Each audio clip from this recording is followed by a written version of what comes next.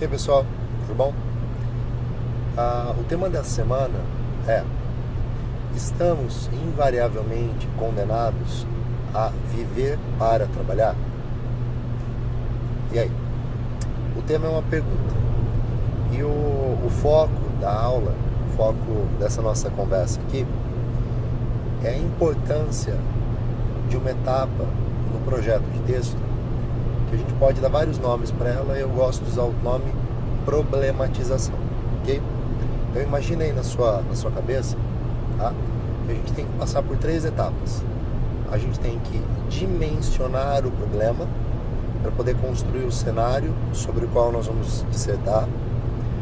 Nós temos que identificar causas do problema para poder mostrar por que ocorre e justificar a nossa posição crítica e quais são as consequências, o que nos ajuda a fundamentar também a nossa opinião, okay? Quando nós vamos dimensionar o problema, nós tentamos descrever a realidade contemporânea para o mundo do trabalho. Então nós temos alguns fatos que são importantes e depois cabe a você fazer uma seleção desses fatos e costurá-los para poder desenhar o seu cenário na sua redação. Nós vivemos uma sociedade capitalista, isso é um fato. O fato de falar isso não é necessariamente uma crítica negativa, nem é uma crítica positiva, é uma análise. Vivemos um sistema capitalista que se sustenta principalmente no pilar da sociedade de consumo. Porém, para consumir, as pessoas precisam trabalhar. Muitas pessoas precisando trabalhar diante de uma realidade em que a mecanização e a modernização dos meios produtivos diminui a oferta de vagas, faz com que as pessoas tenham que se submeter a piores condições de trabalho, a jornadas mais longas e há uma pressão, principalmente por aqueles que detêm os meios de produção, para que a legislação seja menos protetiva, de modo que o nosso horizonte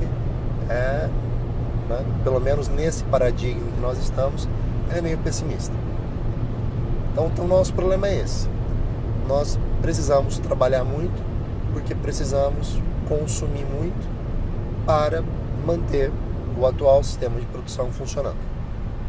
Quais são as causas disso? Tá?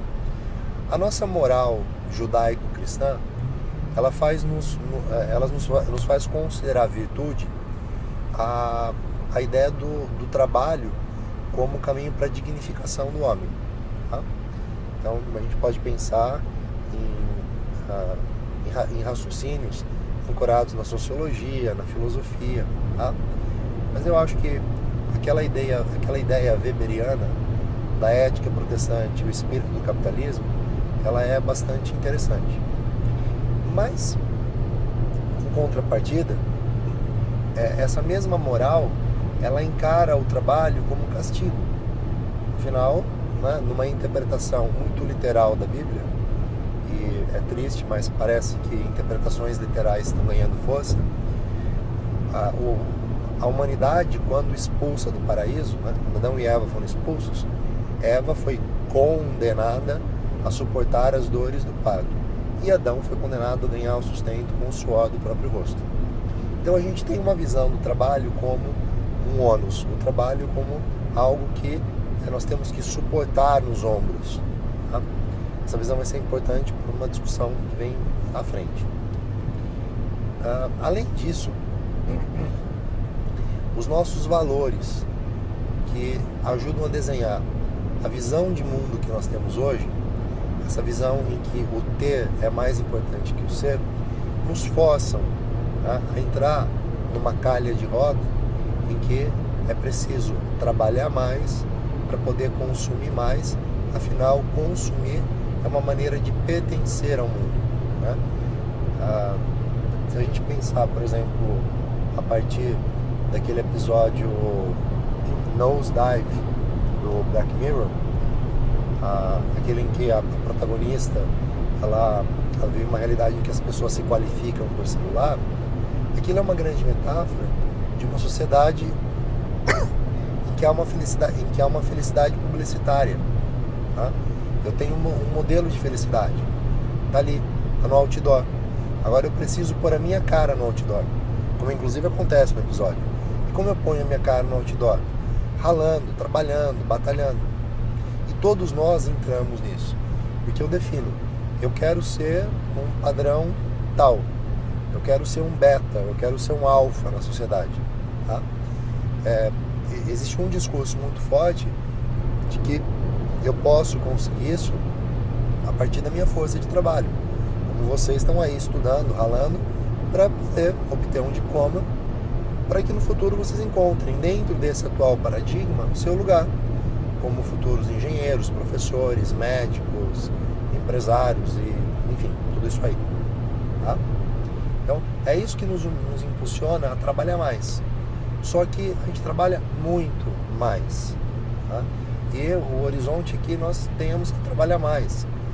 Mesmo que o desenvolvimento de ciência e tecnologia facilite a nossa vida. Mas o tempo que nós ganhamos abre espaço para que nós nos desdobremos para poder atender novas demandas.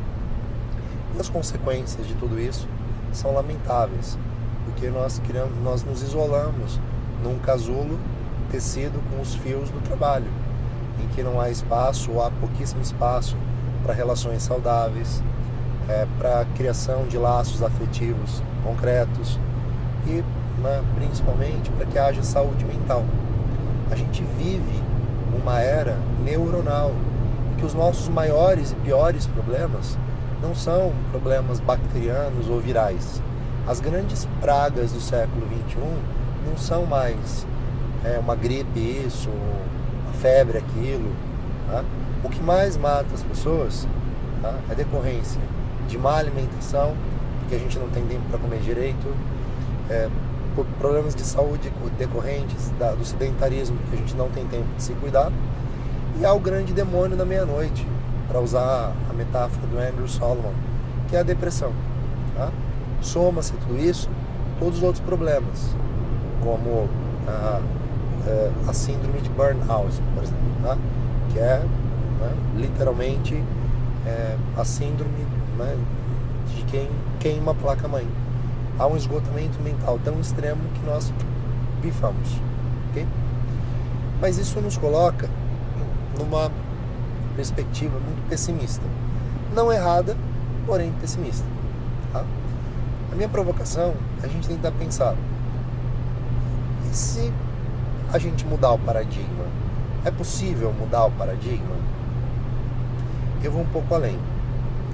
Talvez seja necessário mudar o paradigma, porque os novos valores que surgem, ainda tímidos, mas surgem, são valores que nos convidam a enxergar a nossa existência não como uma estrada em que só importa o fim, mas como uma jornada construída por um caminho, esse caminho que está passando aqui. Então eu posso olhar só adiante, e eu na estrada tenho que olhar adiante, mas tá acontecendo alguma coisa aqui à minha volta. Tá? E essa experiência é vida, e essa experiência é prazer, é realização. Então, se a gente muda o paradigma e substitui essa ideia de uma construção, de uma edificação material, só olhando lá adiante, e coloca no lugar a satisfação da realização, o prazer com a conquista, o empreendedorismo, a inovação, a gente cria possibilidades totalmente diferentes de viver, de passar por essa existência que é finita. Tá? Porque no outro paradigma, a nossa existência ela é uma longa jornada em função de um futuro eternamente por vir. Tá? E a minha proposta é que talvez a gente possa sair do quadrado pensando na possibilidade de não estar condenado a viver para trabalhar, ser, e somente ser, nós reinventarmos o que é o trabalho, se nós reinventarmos o que é ser feliz, se nós reinventarmos o que é a realização pessoal, o que é sucesso. O sucesso se mede pelo meu carro, o sucesso se mede pela versão do iPhone que eu uso, o sucesso se mede pelo apartamento em que eu moro, ou pelas viagens que eu posso fazer? Talvez. Mas será que o sucesso não se mede no quanto eu sou feliz com o que eu faço? Ou com o quanto me sinto realizado até com as coisas que não me trazem nenhum retorno material? Alguém pode falar, mas então para que você faz? Simplesmente porque eu me sinto bem. Eu, por exemplo, resgato gatos de rua. Isso não me dá nenhum ganho material, só gasto material. Não é para ficar acumulando animais, mas é porque eu gosto. Assim como pessoas fazem trabalho voluntário pelo simples prazer de saberem que estão fazendo um mundo melhor. Será que se a gente reinventar os propósitos da vida, a gente não consegue se libertar desse paradigma, desse ciclo tortuoso de Sísifo, né? Perpetuamente empurrando essa pedra para cima e ela rolando para baixo todos os dias? Vale a pena pensar, ok? Espero ter ajudado vocês. Vocês vão encontrar aqui embaixo, nesse grupo do Facebook, um vídeo chamado All Work, All Play. Eu aconselho que vocês assistam. Eu acho que vai ajudar vocês a desenvolverem melhor o texto. Ok? Desejo boa semana. Peço desculpas pela voz, que tá uma droga hoje. Mas semana que vem estou aqui de novo trabalhando o tema com vocês. Um abraço, boa semana, bom estudo.